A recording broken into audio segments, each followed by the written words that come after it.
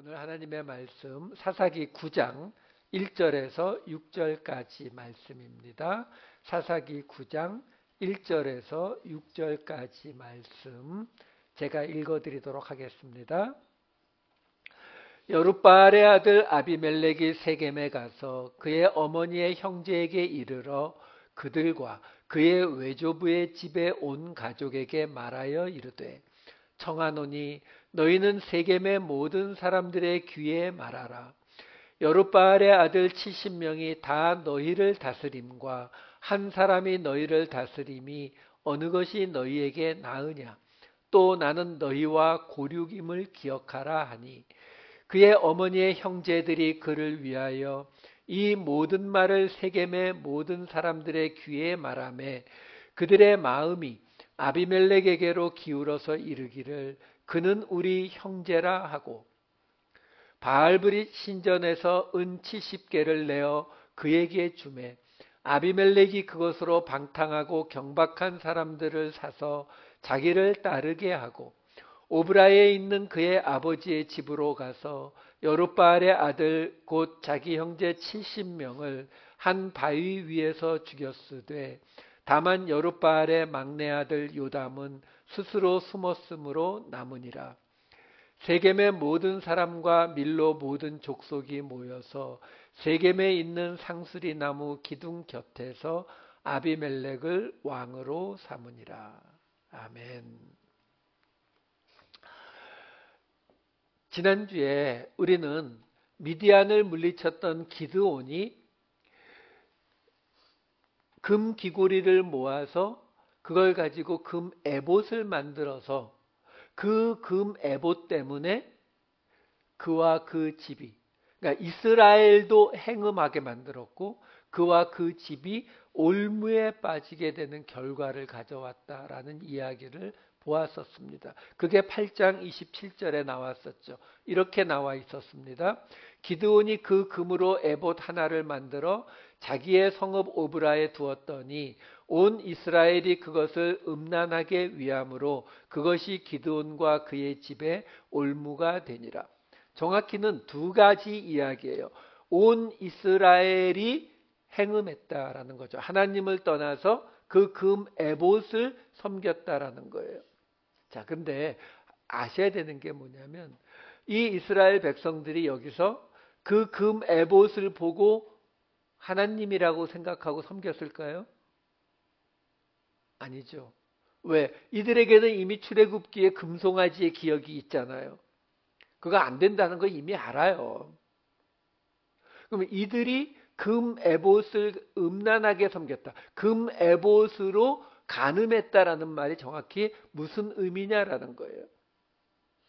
자, 그리고 동시에 기드온과 그의 집에 그 금 에봇이 올무가 되었다라는 거예요. 이거 복잡하게 안 생각하셔도 돼요. 그러니까 쉽게 말씀드리면 이런 상황이죠. 여호와의 제단을 지금 이 오브라에다가 세웠었잖아요, 기드온이. 근데 그곳에다가 지금 금으로 만든 에봇을 가져다 놨어요. 그럼 사람들이 거기에 당연히 보러 오죠. 여러분, 지금처럼 우리가 손에 전화기 하나 가지고 전 세계 영상도 보고 노래도 듣고 할 수 있는 이런 시대가 아니에요. 한 20년 전에 제가 중동에 여행을 갔을 때에도요. 시골길을 가게 되면 시골도 아닌데도 이 외국인이 혼자서 배낭 메고 이렇게 걸어가잖아요. 사람들이 따라와요. 줄줄줄줄 따라옵니다. 보통 한 5명, 한 10명까지도 따라와요. 한참 따라오다 가요, 그냥.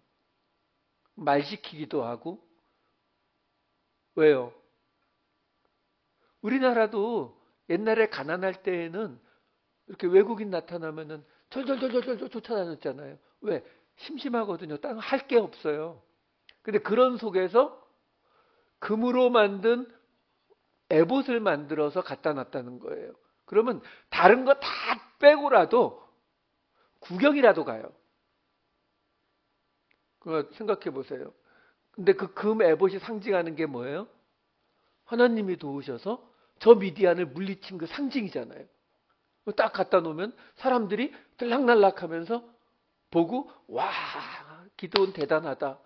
그럼 거기 아들이 70명이라고 했잖아요.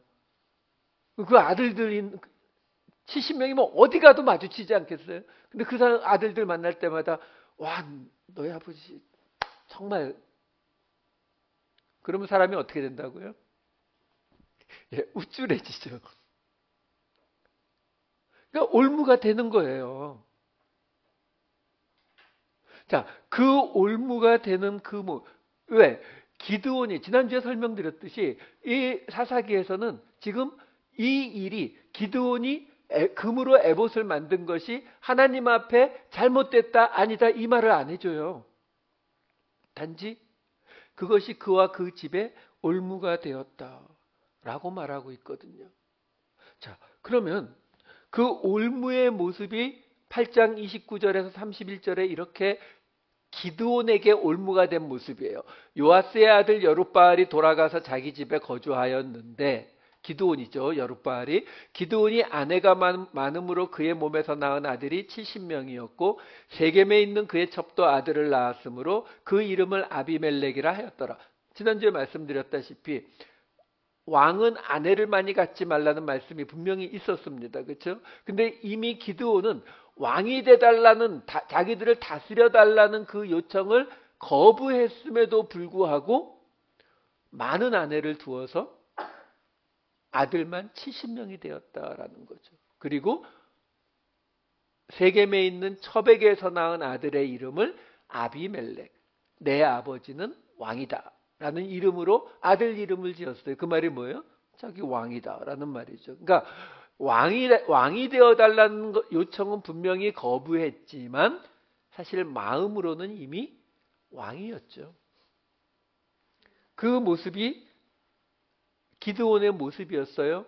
근데 그렇게 해서 그 기드온을 통해서 이스라엘 백성들이 하나님께로 돌아왔습니까?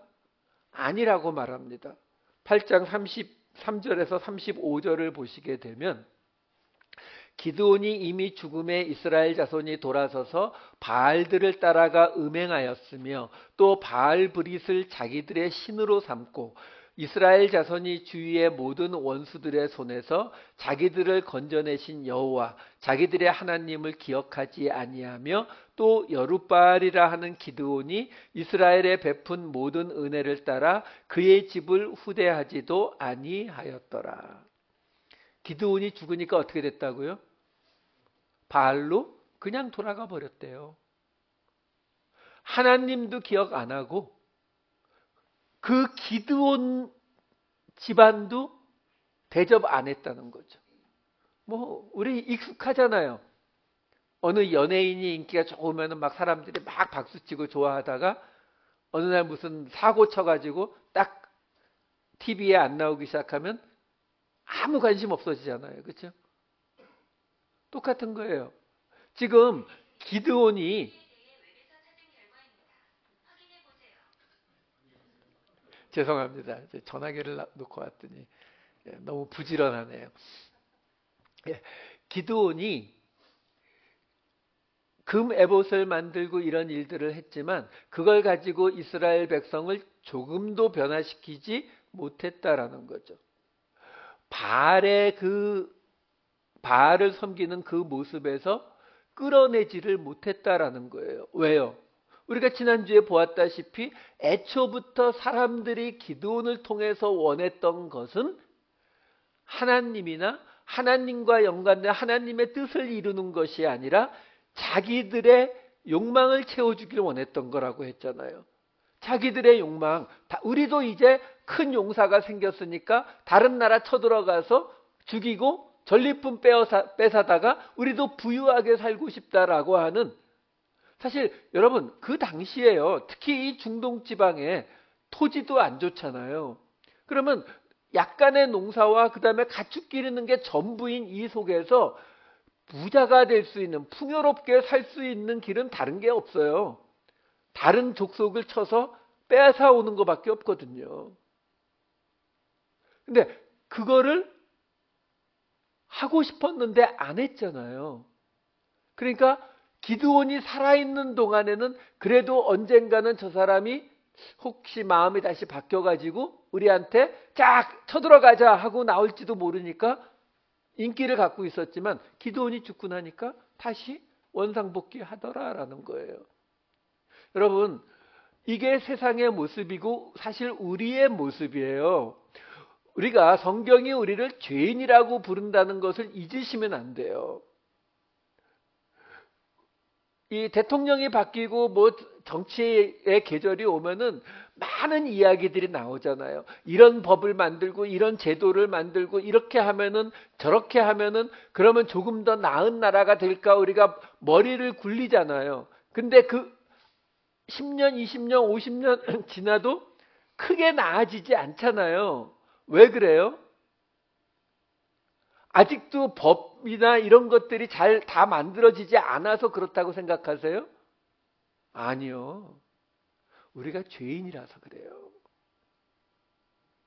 우리 모두가 죄인이 아니면 법을 웬만큼 만들어 놓으면 잘 돌아가겠죠. 근데 우리 알잖아요.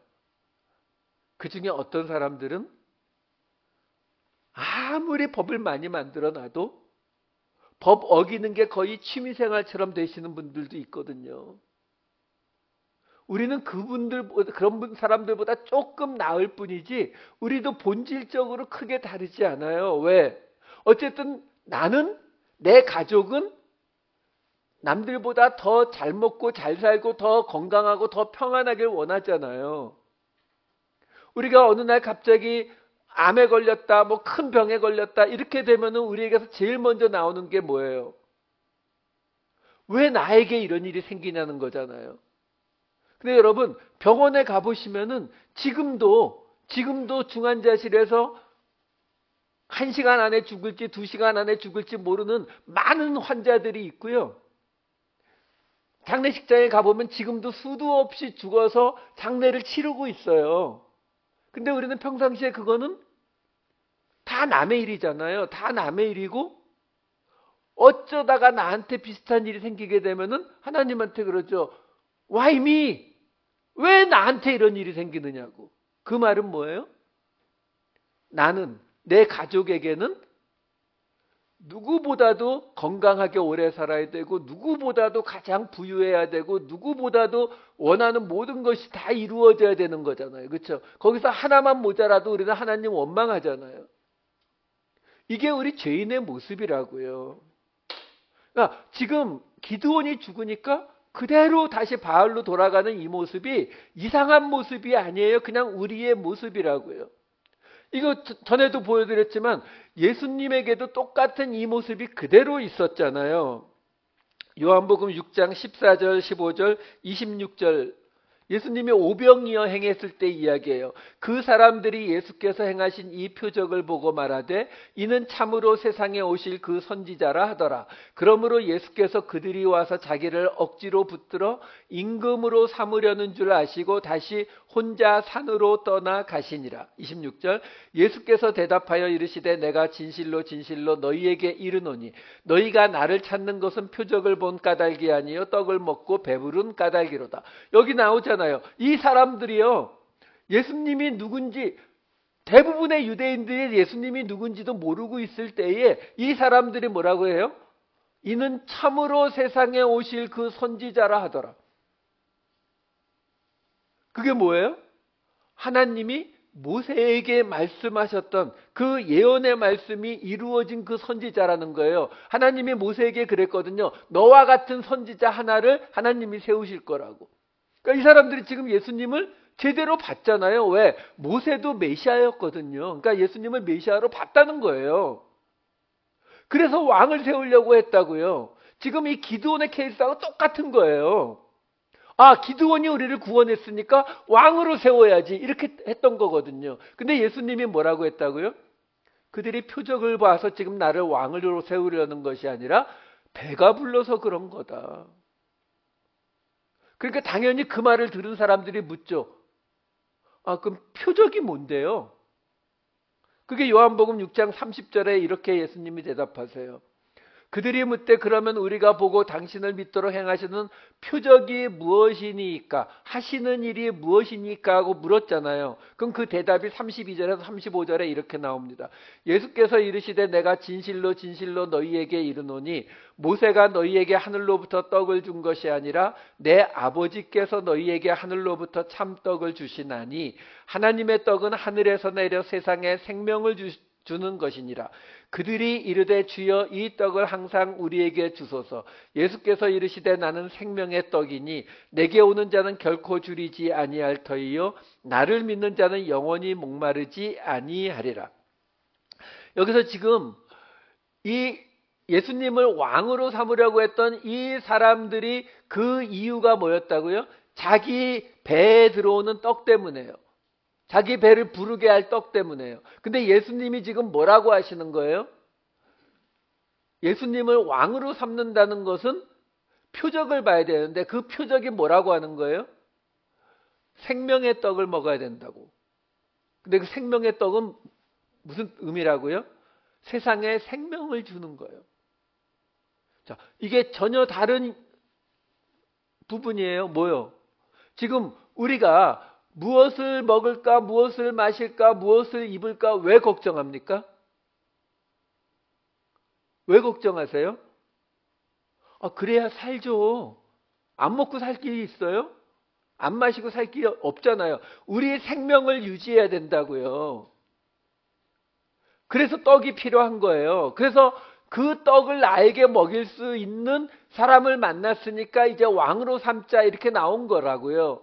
그러니까 지금 기드온에게 왕이 돼달라고 하는 요청하고 똑같은 거예요. 우리도 지금 우리도 더 이상 침략당하지 않고 우리도 부유하게 살고 싶으니까 당신이 왕이 돼서 다른 나라들을 쳐들어가서 전리품을 빼앗아다가 우리 배를 불려달라라는 똑같은 요청을 하고 있는 거거든요. 근데 예수님이 거기다 뭐라고 하시는 거예요? 아니, 내가 너희에게 먹일 떡은 너를 살리기 위한 게 아니라 세상에 생명을 주기 위한 거라고. 세상을 살리기 위한 거라고. 여기서 핀트가 완전히 어긋나는 거거든요. 여러분, 지금 이 기드온의 이야기가 계속 무슨 이야기였어요? 바알과의 싸움 이야기였잖아요. 바알의 방식, 풍요의 방식. 그 풍요의 방식과의 싸움이 결국 무슨 이야기예요?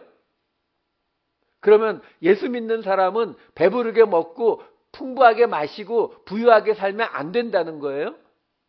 아니죠. 그게 아니라 나도 먹어도 돼요. 나도 마셔도 되고 나도 부유하게 살아도 되는데요. 근데 세상을 살리는 게 먼저라는 거예요. 예수님이 하신 말씀이 그거잖아요. 먼저 그의 나라와 의를 구하라. 먼저예요. 그의 나라와 하나님의 나라와 의만 구해라. 이게 아니라 먼저 이 순서가 바뀌었다라는 것을 이야기하고 있는 것이고 그게 바로 우리가 계속 지금 보고 있는 이 바알과의 싸움이라고요. 바알과의 싸움이 뭐라고요? 여룻바알. 지금 이 기드온의 이야기는 그 이야기를 계속 해주고 있는 거고 그 결과로 지금 나타나고 있는 것이 이 9장의 이야기거든요. 자, 9장 들어가기 전에 요 8장 33절 하나만 다시 보고 들어갈게요. 여기 보면은 기드온이 이미 죽음에 이스라엘 자손이 돌아서서 바알들을 따라가 음행하였으며 또 바알 브릿을 자기들의 신으로 삼고라는 말이 나와요. 바알 브릿이라는 말이 나와요. 이 바알 브릿이라는 말이 뭐냐면 바알이라고 하는 이 이름에 그 다음에 브리트, 정확히는 베리트라고 하는 언약이라고 하는 히브리어가 붙은 단어예요. 그러니까 이 바알 브릿을 해석하면은 언약의 바알 정도가 돼요. 자, 문제가 뭐냐면 신이 인간에게 어떤 언약을 맺고 그 언약을 지킨다라는 개념이 다른 신의 개념에서는 없는 이야기예요. 이게 우리 구약에 나오는 하나님의 유일한 모습이라고요. 다른 신, 어느 신이 그런 이야기를 해요? 여러분들이 무당을 찾아갔을 때 무당이 자, 우리 이런 약속을 하자. 우리 동자신께서 이 약속을 꼭 지켜줄 거야. 이런 말 안 하잖아요. 그러니까 이 언약을 지킨다라는 이 개념 자체가 여호와 하나님에 대한 개념이거든요. 근데 그 하나님의 언약이라는 이 베리트라는 단어를 바알에다가 붙여갖고 바알 브릿을 자기들의 신으로 삼았다는 말이에요. 무슨 뜻이에요? 하나님을 바알 방식으로 섬겼다고요.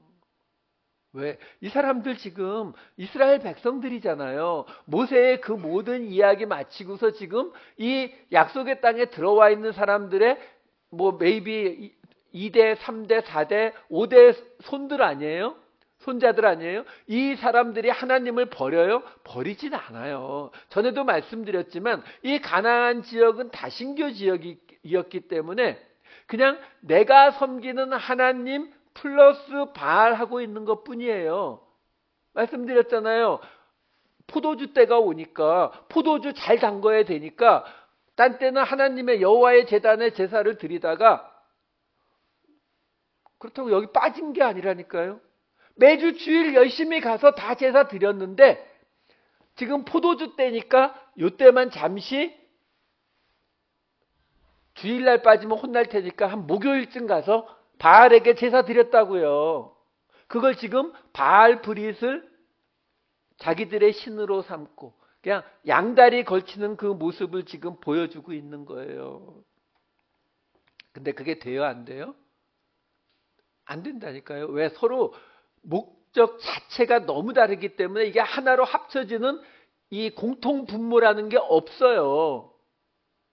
그 모습을 예수님이 마태복음에서 이렇게 말씀하십니다. 마태복음 6장 24절 한 사람이 두 주인을 섬기지 못할 것이니 혹 이를 미워하고 저를 사랑하거나 혹 이를 중히 여기고 저를 경히 여김이라. 너희가 하나님과 재물을 겸하여 섬기지 못하느니라. 여기 재물이라고 나오는 이 맘몬이라고 하는 것도 신의 이름이기도 해요. 그러니까 같이 섬기지 못한다라는 거예요. 이 말씀이 뒤에 어떻게 이어지냐면요. 6장 32절에서 33절에 보면 이렇게 나와요. 이제 먹을 것 마실 것 이런 거에 대해서 이는 다 이방인들이 구하는 것이라 너희 하늘 아버지께서 이 모든 것이 너희에게 있어야 할 줄을 아시느니라. 그런즉 너희는 먼저 그의 나라와 그의 의를 구하라. 그리하면 이 모든 것을 너희에게 더하시리라. 우선순위를 분명히 이야기하시는 거예요. 자, 이 정도 하고 이제 9장으로 들어갈게요. 이제 기드온의 이야기가 다 마무리가 되고 그 아들 아비멜렉의 이야기가 9장 전체에 나옵니다. 길어요. 57절인가까지 가는 긴 내용인데 그 시작이 9장 1절 2절 이렇게 시작됩니다. 여룻바알의 아들 아비멜렉이 세겜에 가서 그의 어머니의 형제에게 이르러 그들과 그의 외조부의 집에 온 가족에게 말하여 이르되 청하노니 너희는 세겜의 모든 사람들의 귀에 말하라. 여룻바알의 아들 70명이 다 너희를 다스림과 한 사람이 너희를 다스림이 어느 것이 너희에게 나으냐. 또 나는 너희와 고륙임을 기억하라 하니. 자, 여기를 보시면은 이 아비멜렉이 지금 아까 우리 앞에서 봤잖아요. 그 금 에봇 때문에 기드온과 그의 집이 올무에 빠졌다고요. 기드온이 올무에 빠진 모습을 우리가 봤어요. 자, 그의 집이 그 중에서 아비멜렉이라고 하는 사람이 올무에 어떻게 빠졌는지 보세요. 아예 뭐라고 이야기합니까? 지금 우리 아버지의 아들, 여룻바알의 아들 70명이 다 너희를 다스리는 게 좋겠냐? 아니면 나 하나가 다스리는 게 좋겠냐? 70명의 왕을 두면 너무 정신없지 않겠니? 나 혼자서 하는 게 훨씬 간편할 거야. 거기에 플러스 나는 엄마가 너희 지파 사람이야. 세겜 사람. 에브라임 지파라는 거거든요. 그러니까 이미 그냥 왕자처럼 행동하잖아요. 올무에 빠진 모습이거든요. 자, 그런데 지금 이렇게 이야기를 해서 이 가족들이 세겜 사람들한테 말하고, 그래서 세겜 사람들이 동의해서 아비멜렉이 왕이 되고, 그 왕이 된 상태에서, 그러니까 왕이 되기 직전에 이 70명 형제들을 다 죽이고, 그리고 왕이 되고, 그리고 왕이 된 상태에서 세겜 사람들하고 틀어지게 돼서 아비멜렉이 세겜 사람들을 죽이고, 그리고 세겜 사람들이 거의 다 죽어가다가 아비멜렉이 또 쳐들어왔는데 망대 위에서 한 여자가 맷돌 떨어뜨려 가지고 이 아비멜렉이 죽고, 이 이야기가 9장 전체에 쭉 이어져요. 자, 그런데 아까도 말씀드렸지만 길다 그랬어요. 그 긴 이야기 안에 특징이 있어요. 두 개의 특징이 있어요. 첫째가 뭐냐면 이 9장 전체에 기드온이라는 이름이 한 번도 나오지 않습니다. 대신 여룻바알이라고 하는 이 기드온의 별명만 나와요. 조금 나오지 않고 많이 나옵니다. 이 여룻바알 기드온의 별명이 이 전체가 구약성경 전체에 13번 나오는데 그 중에 이 9장에만 8번이 나와요. 근데 여러분 나중에 보시면 기드온의 이야기가 6장, 7장, 8장 그리고 이 9장까지 있는 건데 6, 7, 8장에는 기드온이라는 이름이 많이 나오고 군데군데 여룻바알이라는 이름들이 소개가 됩니다. 근데 이 9장에는 여룻바알이라는 이름 말고는 안 나온다는 거예요. 이게 하나의 특징이에요. 자, 두 번째 특징이 뭐냐면 지금 요 사사기 9장 1절 2절 잠깐만 보여주세요. 화면에 2절에 보시면은 청하노니 너희는 세겜의 모든 사람들의 귀에 말하라. 세겜의 사람들 이렇게 나오거든요. 자, 여기서 사람이라고 번역이 된 히브리어 단어가 뭐냐면 바알이에요. 이 바알이라고 하는 단어가 우리가 지금 하고 있는 것처럼 바알 신의 이름이기도 한데 이 바알이라고 하는 단어의 뜻이 주님 또는 주인, 임자, 그래서 남편. 왜냐하면 옛날에는 남편이 이 아내나 가족의 주인이라고 봤거든요. 그러니까 이런 뜻을 가지고 있어요. 그러니까 일반 명사로 이런 뜻으로도 사용이 됩니다. 그러니까 드물게는 사람이라는 뜻으로도 사용이 돼요. 그러니까 번역이 잘못된 게 아니에요. 번역이 잘못된 게 아닌데 이 9장 안에는 이 바알이라고 하는 이 단어를 세겜 바알이라는 세트로만 사용해요. 14번인가 나오는데 그 중에 딱 한 번만 세겜의 망대에 있는 사람들이라고 해서 세겜이라는 단어가 없이 사용이 되는 거 한 번을 빼고는 나머지는 모두 다 바알 세겜. 이 순서로는 그렇게 쓰여 있어요. 바알 세겜, 바알 세겜 이렇게 반복되고 있고 그것을 지금 이 9장에서는 세겜 사람들이라고 번역하고 있다라는 거예요. 근데 구약 성경에 그러면은 사람이라는 의미로 이 바알이라고 하는 단어를 많이 사용하느냐? 아니요, 몇 번 안 사용해요. 대부분은 이쉬라고 하는 남자라는 단어를 가지고 사람이란 뜻으로 다 사용을 하거든요. 그 말은 뭐냐면 이 9장에 이 사사기의 저자가 의도적으로 사용한 단어란 말이에요. 마치 기드온이라는 이름을 다 빼고 여룻바알을 집어넣은 것처럼 세겜 사람들을 묘사할 때에 항상 세겜 바알이라고 말하고 있는 거예요. 자, 결국 이 9장의 이야기는 아비멜렉의 이야기 같지만 사사기의 저자는 이 9장을 통해서 뭘 말해주려고 하는 거냐면 이 9장은 여룻바알과 세겜 바알의 이야기다라는 거예요. 여룻바알이 무슨 뜻이라고요? 바알과 싸우는 자. 근데 그 싸우는 상대가 누구라고요? 이 9장에서는 세겜 바알, 세겜 사람들. 이것이 이 9장의 이야기라는 거예요. 결국 그러면 아니 아비멜렉이 잘못한 거 아니에요? 아비멜렉이 자기가 왕이 되려고 형제들을 다 죽이고 그랬던 거잖아요. 그랬는데 그 아비멜렉을 왕으로 세운 것이 세겜이거든요. 세겜 사람들이라고요. 그러니까 지금 계속 말씀드리지만 이 사사기는 어느 민족과 전쟁을 해서 그들을 내쫓고 이스라엘을 구원했다라고 하는 이 겉으로 나타나는 모습을 우리에게 알려주려고 하고 있는 것이 아니라 모세와 여호수아의 시대가 끝나고 난 다음에 평범한 우리 같은 사람들이 하나님의 직분을 맡아서 감당하면서 생겨나는 모습들을 챕터별로 좀 정리해서 우리에게 보여주고 있는 것이고, 이 두 번째 챕터 기드온의 이야기에서는 그 싸움은 결국 혈과 육에 관한 싸움이 아니라 바알의 방식과 싸우는 싸움이다라는 것이고, 그것을 예로 보여주는 거예요. 그러니까 올무에 빠진 그 아비멜렉으로 인해서 세겜 바알과 싸우게 된 여룻바알의 모습을 지금 이 9장에서 보여주고 있는 이야기다라는 겁니다.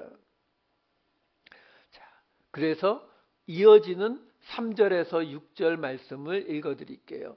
그의 어머니의 형제들이 그를 위하여 이 모든 말을 세겜의 모든 바알들의 귀에 말하매 그들의 마음이 아비멜렉에게로 기울어서 이르기를 그는 우리 형제라 하고, 바알 브릿 신전에서 하나님과 바알을 함께 섬기는 그 신전에서 은 70개를 내어 그에게 주매 아비멜렉이 그것으로 방탕하고 경박한 사람들을 사서 자기를 따르게 하고, 오브라에 있는 그의 아버지의 집으로 가서 여룻바알의 아들 곧 자기 형제 70명을 한 요담은 스스로 숨었으므로 남으니라.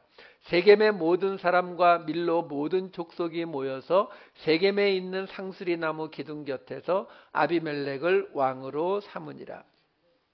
지금요, 이 아비멜렉의 요 사건이 굉장히 큰 사건인 이유가 여기서 등장을 합니다.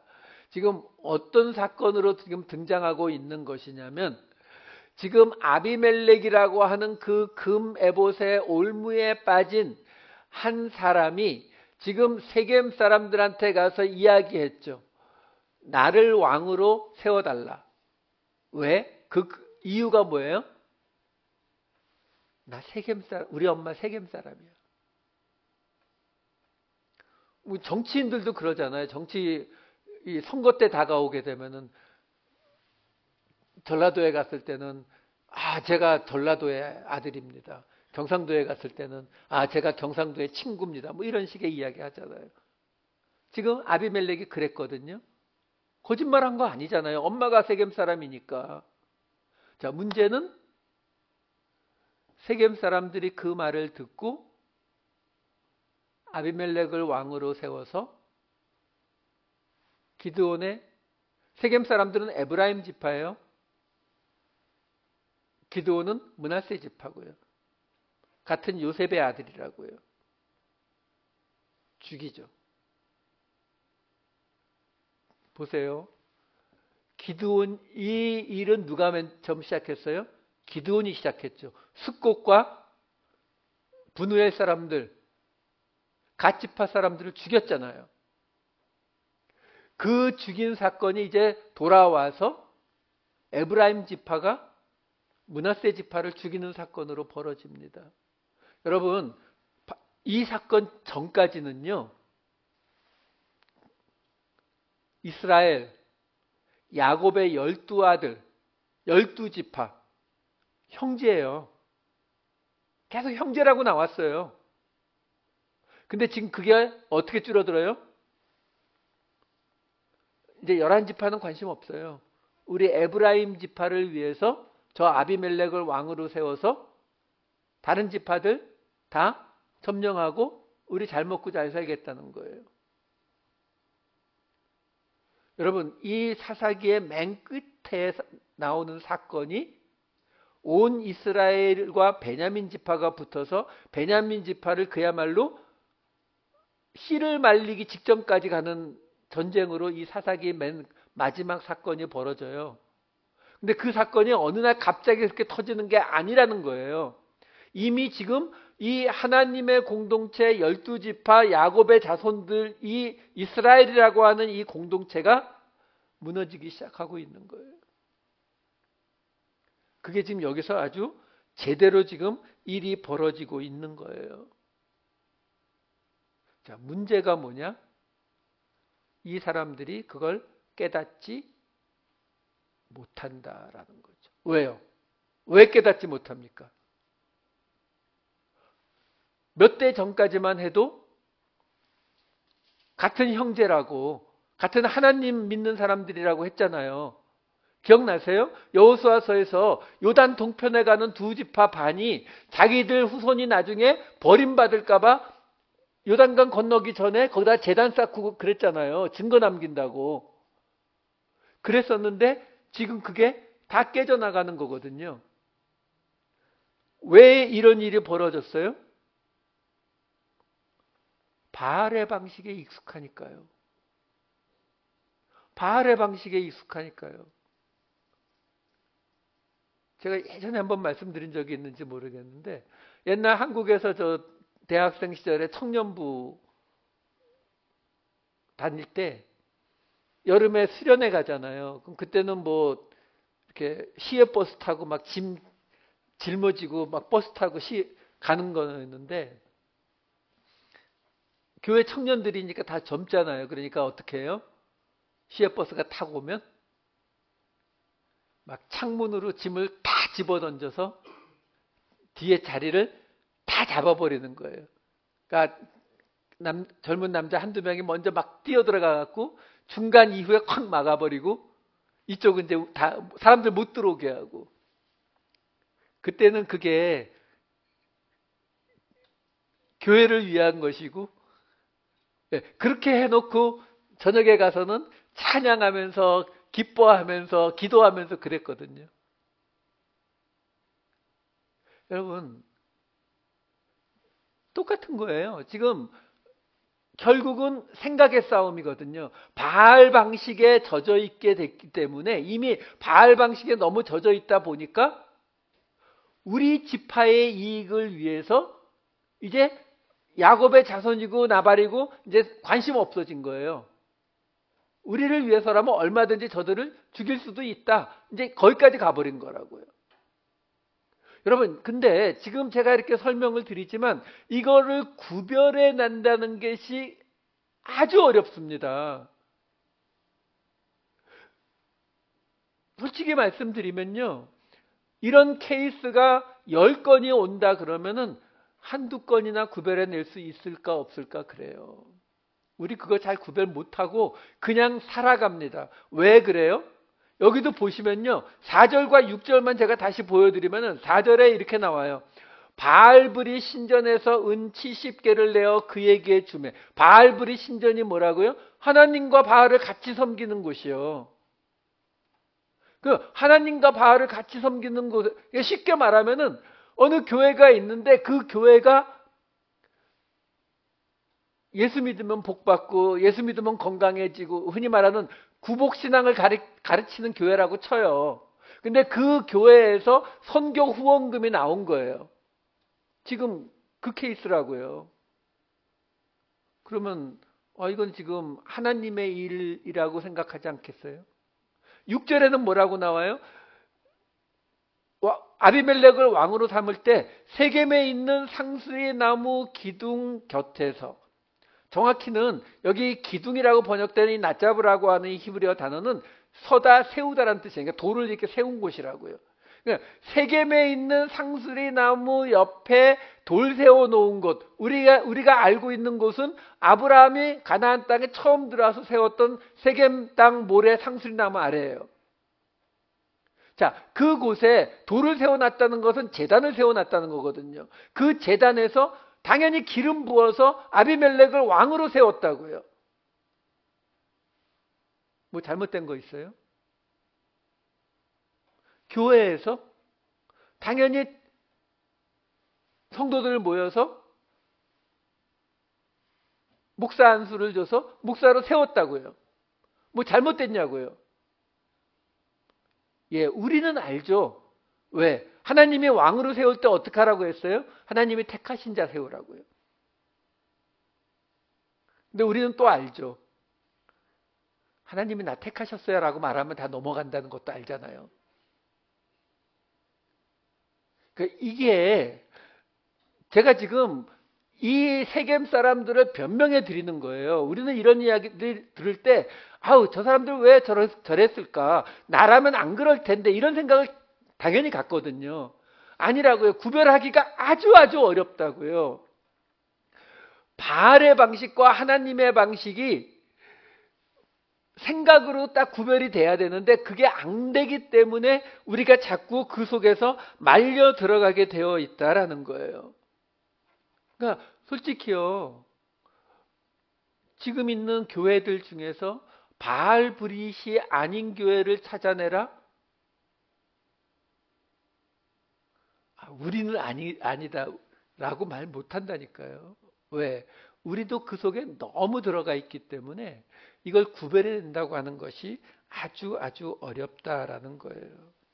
자, 어쨌든 그렇게 해서 왕이 됐어요. 왕이 됐는데 여기에서 유일하게 살아남은 막내 왕자가 한 명이 있었잖아요. 요담. 그 요담이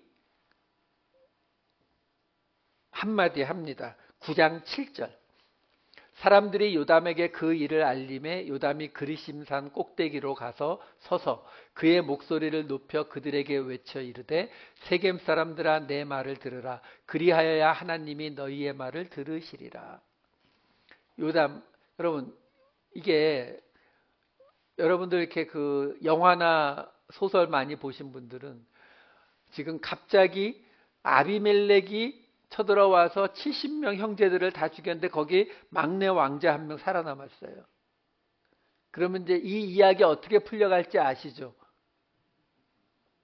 아시잖아요. 나중에 이제 이 막내 왕자가 다시 힘을 길러 가지고 와서 아비멜렉을 치는. 예. 근데 성경은 그런 얘기가 없어요. 자, 이 요담이라는 사람이 그리심 산에서 이야기합니다.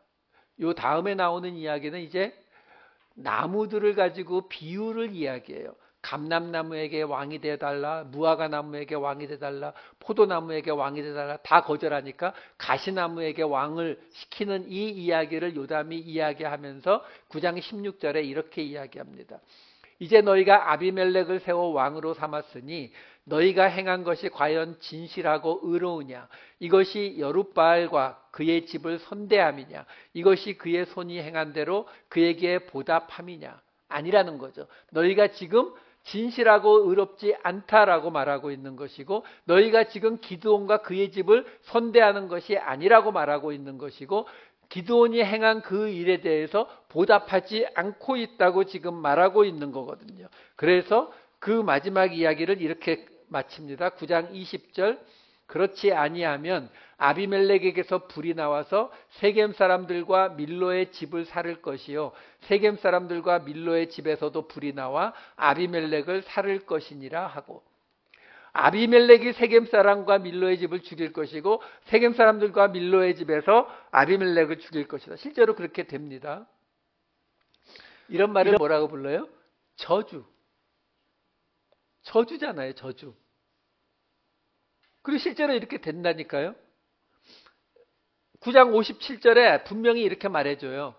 또 세겜 사람들의 모든 악행을 하나님이 그들의 머리에 갚으셨으니 여룻바알의 아들 요담의 저주가 그들에게 응하니라. 저주 맞다니까요. 저주했어요.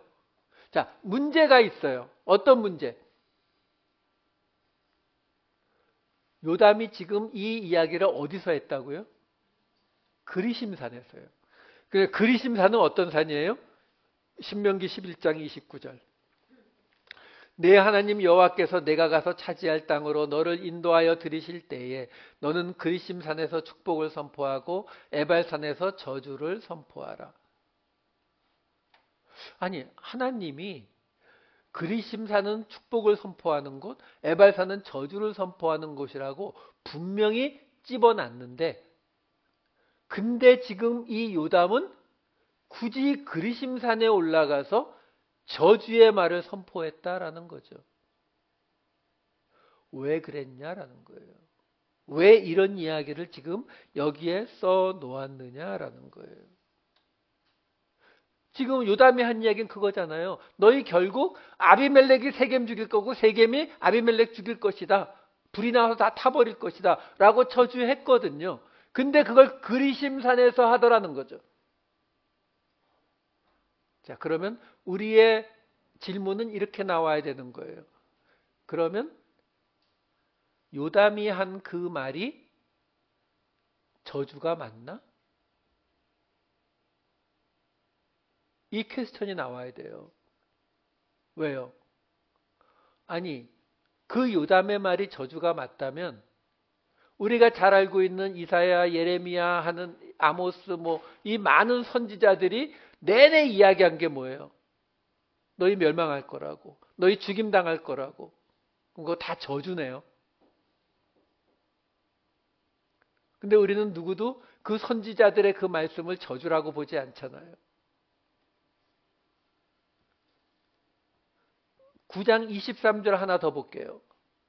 하나님이 아비멜렉과 세겜 사람들 사이에 악한 영을 보내심에 세겜 사람들이 아비멜렉을 배반하였으니, 이게 세겜 사람과 아비멜렉 사이에 문제가 생긴 시초예요. 그래서 배반했기 때문에 아비멜렉이 쳐들어가서 죽이기 시작하는 거거든요. 자, 여기 이 구절이 문제가 되는 게 뭐냐면 하나님이 악한 영을 보낼 수 있느냐라는 거예요. 이게 루아흐라는 단어를 쓰거든요. 루아흐라. 그러니까 이 루아흐라고 하는 단어는 구약 성경에서 아주 많은 경우에 성령을 의미합니다. 하나님의 영을 의미해요. 그러니까 하나님이 악한 하나님의 영을 보냈다? 또는 그냥 악한 영을 보낸다? 하나님이 그럴 수 있나? 이렇게 되는 거예요. 자, 지금 이 9장 안에 이렇게 두 개의 문제가 되는 구절이 나오는 거거든요. 그럼 이 구절을 통해서 지금 우리에게 뭘 말해주려고 하는 거예요? 뭘 깨달으라고 하는 거예요? 그 저주가, 그 악함이 정말 저주가 맞고 악한 게 맞냐는 거죠. 왜? 지금 요담이 한 그 말이 이루어지는 게 뭐예요? 하나님의 뜻이 이루어지는 거잖아요. 지금 하나님이 보낸 이 악한 영으로 인해서 세겜 사람들이 아비멜렉을 배신하게 되는 이 사건이 뭐예요? 하나님의 뜻이 이루어지는 거잖아요. 계속 말씀드리지만 이거는 선악과 이후의 선과 악의 기준의 싸움이라고 말씀드렸잖아요. 그 선과 악의 기준을 바알로 잡느냐 하나님으로 잡느냐의 싸움이라고요. 예수님이 이런 말씀하셨죠. 마태복음 10장 34, 36절. 내가 세상에 화평을 주러 온 줄로 생각하지 말라. 화평이 아니요 검을 주러 왔노라. 내가 온 것은 사람이 그 아버지와 딸이 어머니와 며느리가 시어머니와 불화하게 하려 함이니 사람의 원수가 자기 집안 식구리라. 이거 뭐예요? 그럼 이것도 저주네요. 예수님이 이 땅에 오셔서 사랑하는 가족들끼리 싸우게 하겠다는 거예요. 그럼 이거 악한 일 아닌가요?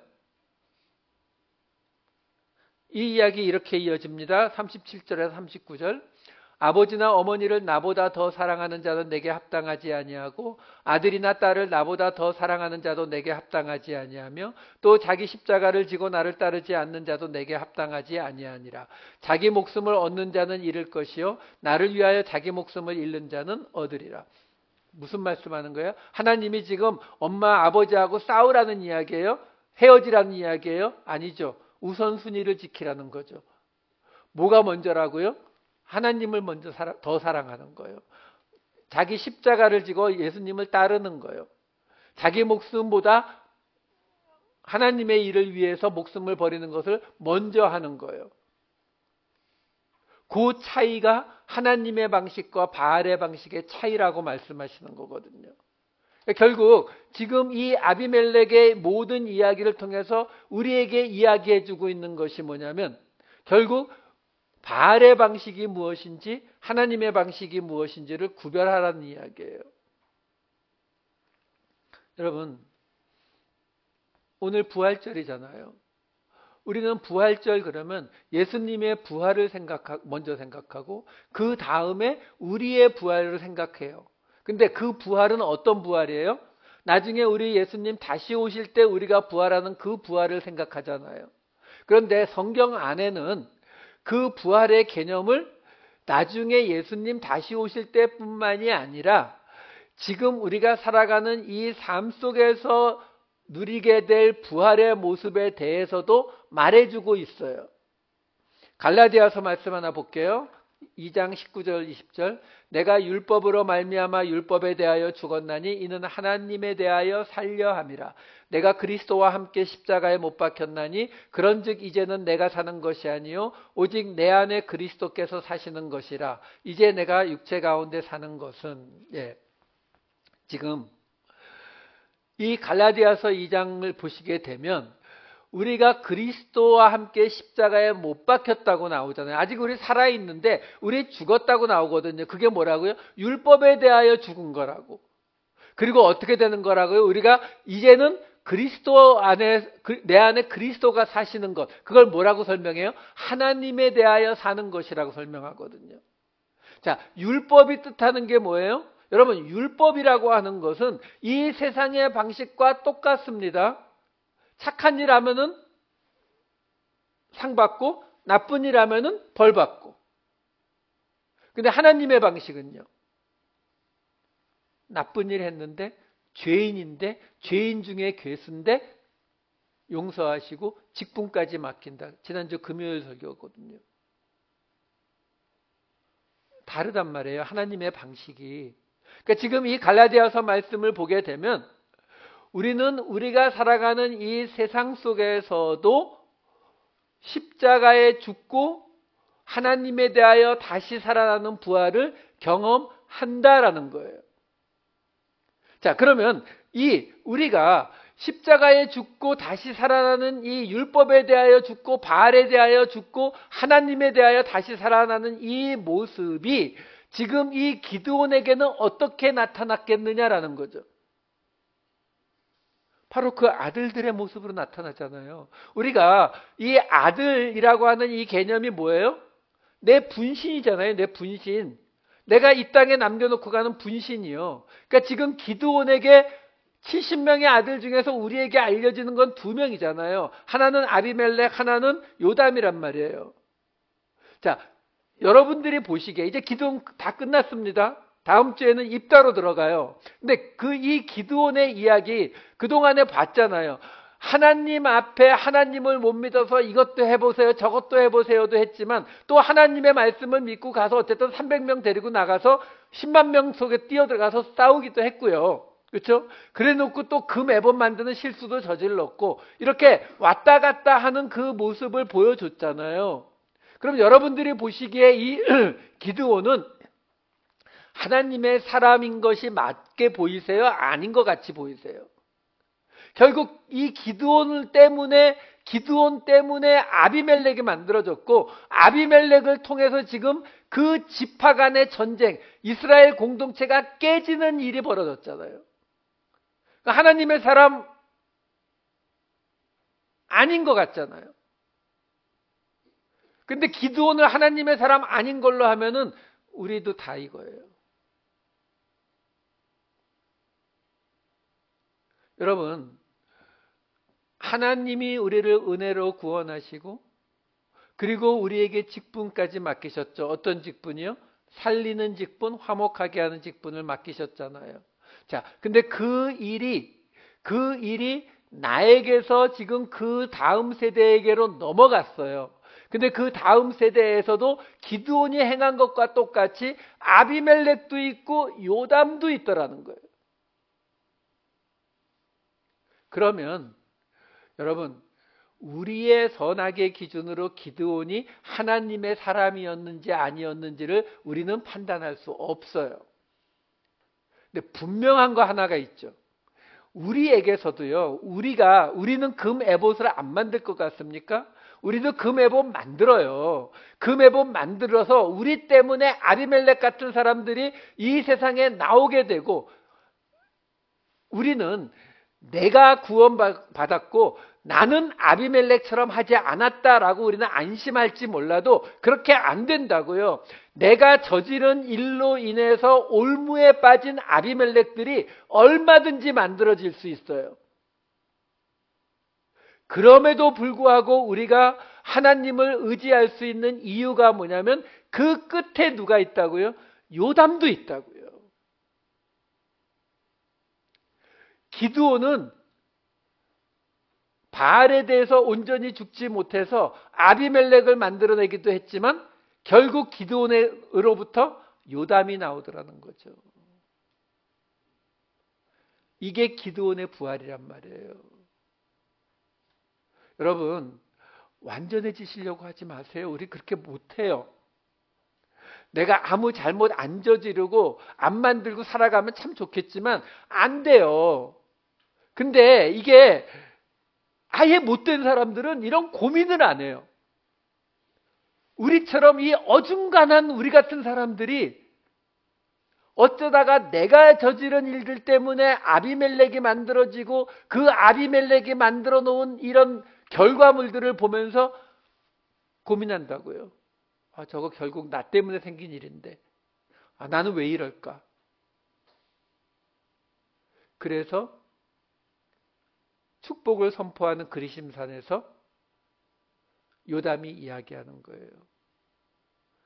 저주같이 들리지만 하나님의 뜻을 이루는 그 말을 선포해 주는 거예요. 여러분 걱정하지 마세요. 하나님이 우리를 붙잡고 계신 한 하나님은 우리 안에서 그 끝에는 항상 요담으로의 부활을 마련해 놓고 계세요. 내가 예수를 믿는 한, 내가 바알과 싸우는 여룻바알인 이상 하나님은 그 싸움을 승리로 이끌어 가세요. 그 앞에 아무리 많은 아비멜렉을 만들어 놓았을지라도 그 끝에는 항상 요담을 세워놓고 있다라는 사실이에요. 오늘 예수님께서 다시 사신 날, 우리도 다시 살게 된 날, 우리에게서 만들어질 요담으로의 부활을 꿈꾸시고 소망하시는 저와 여러분 되시기를 우리 주님의 이름으로 축원합니다. 기도하시겠습니다. 사랑이 많으신 아버지 하나님, 우리 주님 부활하신 이 날에 옛사람이 죽고 우리 안에 그리스도께서 사시는 삶, 바알의 방식이 죽고 하나님의 방식으로 다시 사는 우리의 부활을 생각합니다. 하나님, 기드온이 죽고 여룻바알로 다시 사는 삶, 아비멜렉으로 죽고 요담으로 다시 사는 이 새로운 삶에 대한 소망을 가지고 오늘 이 부활절을 기쁨으로 맞이하게 하여 주시옵소서. 감사드리옵고 이 모든 말씀 우리 주 예수 그리스도의 이름으로 기도하옵나이다. 아멘.